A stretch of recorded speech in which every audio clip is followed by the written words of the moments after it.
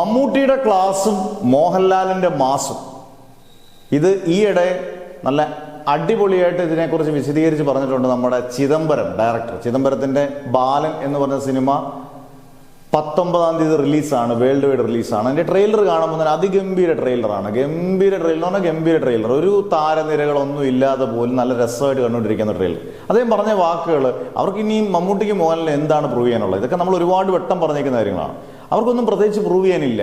അവർ Mohanlal fans ഇഷ്ടപ്പെടുന്നത് മോഹൻലാലിൻ്റെ ഒരിക്കലും ക്ലാസ്സുകളല്ല, മോഹൻലാലിൻ്റെ മാസ് സിനിമകളാണ്. അതുകൊണ്ടാണ് പൊടി പറത്തുന്ന നല്ല ഭയങ്കരം ഫയർ ബ്രാൻഡുള്ള സിനിമകൾ മാത്രമേ മോഹൻലാലിന് വേണ്ടി അദ്ദേഹം ചെയ്യുവാണെങ്കിലും ചെയ്യത്തുള്ളൂ. ചിദംബരം ചെയ്യുവാണെങ്കിലും ഡിസ്കഷൻ ഇല്ല, എന്നാലും ചെയ്യുവാണെങ്കിലും അങ്ങനെയുള്ള സിനിമകൾ ചെയ്തുള്ളൂ.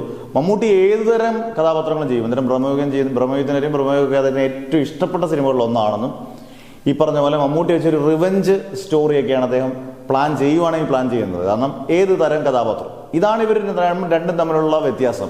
ഇത് ഫാൻസുകാരും കൃത്യമായിട്ട് മനസ്സിലാക്കിയാൽ മതി. മമ്മൂട്ടി ഒരു കൊമേഴ്ഷ്യൽ എൻ്റർടൈൻമെൻ്റ് ഉള്ള സിനിമ എനിക്ക് തോന്നുന്നു വളരെ അപൂർവമായിട്ടേ ചെയ്യുന്നുള്ളൂ. ചെയ്യുന്നേ ഇല്ലെന്ന് തന്നെ പറയാം. കഴിഞ്ഞൊരു 6 വർഷത്തിനിടയിൽ ഒരു ഭീഷോറും ഒക്കെ എടുത്ത് നോക്കിയാൽ എല്ലാ സദസ്സിനും ഓഡിയൻസിനും പക്കാ എൻ്റർടൈനർ എന്ന് നമുക്ക് പറയാൻ പറ്റത്തേയില്ല. ഇപ്പോൾ രാജമണിക്കോ അല്ലെങ്കിൽ അണ്ണൻ തമ്പിയോ അല്ലെങ്കിൽ അങ്ങനെയുള്ള സിനിമകൾ, തൊമ്മനും മക്കളും പോലുള്ള സിനിമകളൊന്നും മമ്മൂട്ടി ഒരു 6-7 കൊല്ലമായിട്ട് ചെയ്തിട്ട് പോലും ഇല്ല. പരാജയപ്പെടുന്നതോ വിജയിക്കുന്നതോ പോട്ടെ, ചെയ്തിട്ടേ ഇല്ല.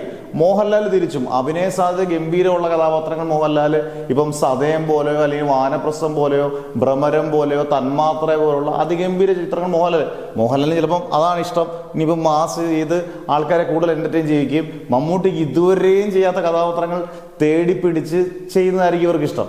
അവർക്ക് ട്രാക്ക് മാറ്റാനും ഒരു ഒറ്റ സിനിമ മതി. ഇവർ രണ്ടുപേരും ഒരു ട്രാക്ക്, മോഹൻലാൽ ഗംഭീര ഒരു പടം ചെയ്യുന്നു, അടുത്ത ദിലീഷ് പോത്തൻ്റെ പടം ചിലവും അഭിനയ സാധ്യതയുള്ള പടമായിരിക്കും. മമ്മൂട്ടി നിതീഷ് സാധൻ്റെ പടം പക്ക എൻ്റർടൈനർ ആയിരിക്കും. ഇവർക്ക് ട്രാക്ക് മാറ്റാൻ ഒറ്റ സിനിമ മാത്രം മതി താൻ.